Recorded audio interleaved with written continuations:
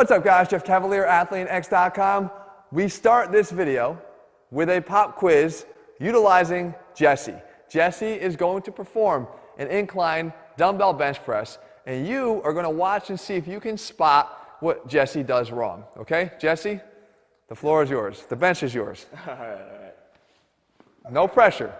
There's only millions of people watching. Oh, great. There we go. All right, so now we're going to do a set of 12 reps. The video title, 3 sets of 12, is Killing Your Gains. Jesse is going to demonstrate how we kill our gains. What number is that, Jess? 6. 6, okay. I mean, by all intents and purposes, he's looking solid right here. Now, the idea is for him to do the set to failure. We chose a weight here. What number is that? That's 12. 12. All right. Now, did you spot what Jesse did wrong? Now, the first thing I can say is he wasn't quite at failure, but he was approaching failure.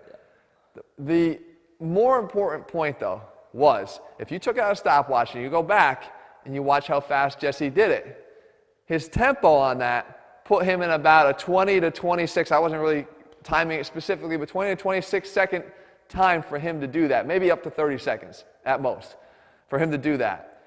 That tempo is not enough to elicit the hypertrophy that he's looking for by doing that rep range in the first place. So let me explain where this is all coming from. When people came up with the magic number of 12 reps, 10 to 12 reps for hypertrophy, where that really was generated from was from studies that show that you're ultimately, the place that you make the most gains is when your time under tension eclipses 45 seconds and gets closer to, say, 60 seconds for a given set. So if you were to do a rep with a tempo of, let's say, either a second up and then 3 seconds on the way down, prolonging the eccentric contraction, we talk about a lot, even in the Soaring 6 series, that's 4 seconds per rep times 12 is 48 seconds. It crosses that threshold.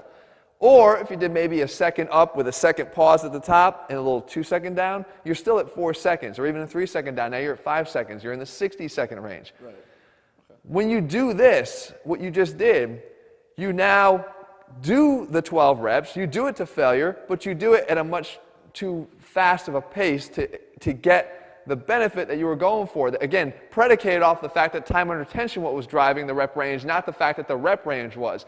So 3 sets of 12 is killing your gains because we become so fixated on 12. It becomes nothing about what actually led to the picking of 12 as the magic number, and it becomes all about the magic number. So now, if we fixate on 12, and now I have to share a little bit of an embarrassing story for Jesse, but this is all so we can learn. When Jesse started training in here, the first thing I did was watch him do his exercise. And by the way, performance-wise, Jesse's technique on that was really good. He kept his elbows tucked here. He drove them up over his chest.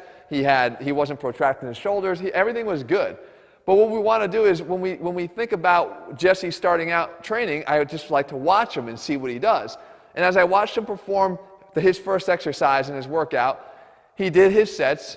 He didn't take any of them to failure. He basically was stopping a little bit short, and then he went on to his third set or fourth set looked a little harder. But then he went to his next exercise, and he started off on the very first set. He stopped way short of anything that looked like failure to me.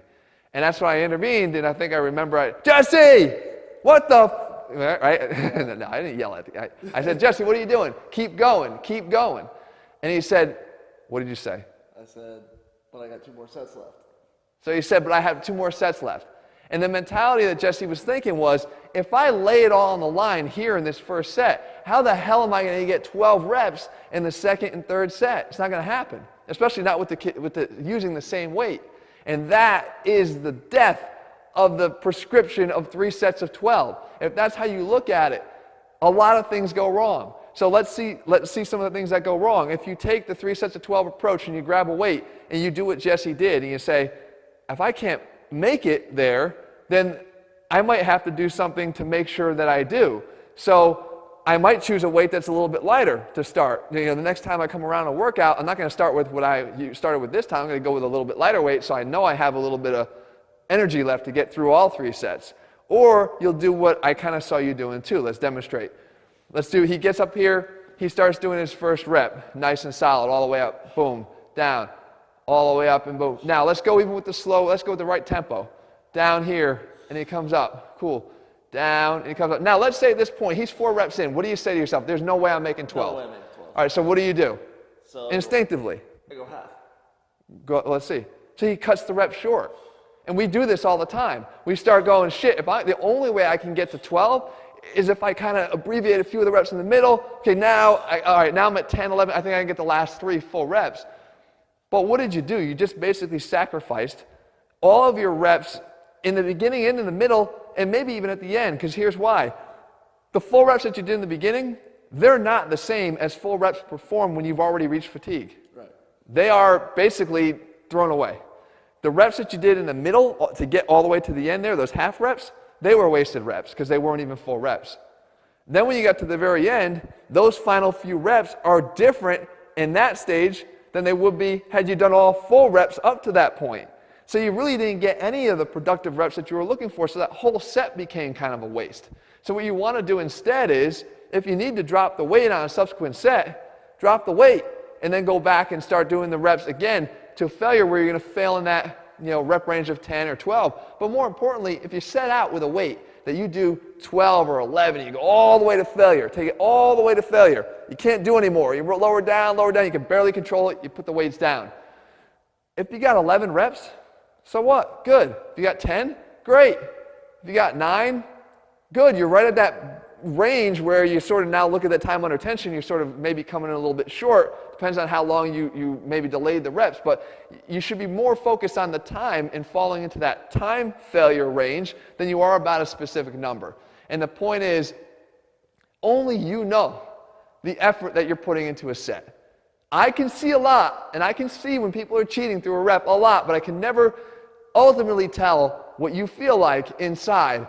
Only you know how much you feel, what you're feeling, and only you know how much effort you're exerting, and only you are going to be the person that holds yourself accountable, ultimately, to the effort that you put forth in the gym. And if you just focus on a number and you train to a number, you might be leaving a lot of gains on the table. If instead you focus on effort and what you're giving in that rep range, and the idea being that the focus you have at the moment is hypertrophy, because you could be training for strength, and that's a whole different argument. The fact is, just make sure that you're giving your best no matter what you're doing, and you're not cheating yourself in the sake of hoping that no one else is watching. Because I'm watching. I'm watching from afar, somewhere, some way. Jesse thinks I'm the only one watching. I'm watching all of you when you do your reps. At least you should be hearing me in your head when you're doing them. All right, guys, if you're looking for a training program that doesn't take shortcuts, I expect hard work, but I guarantee good results. By doing it, head to athleanx.com and get our AthleanX training program. In the meantime, if you found this video helpful, or maybe even eye-opening, because we all do it, I've done it plenty of times, believe me, then make sure you leave your comments and thumbs up below. Let me know what else I can cover here on this channel that will be useful to you, and I'll make sure I do that. All right, guys, I'll see you soon.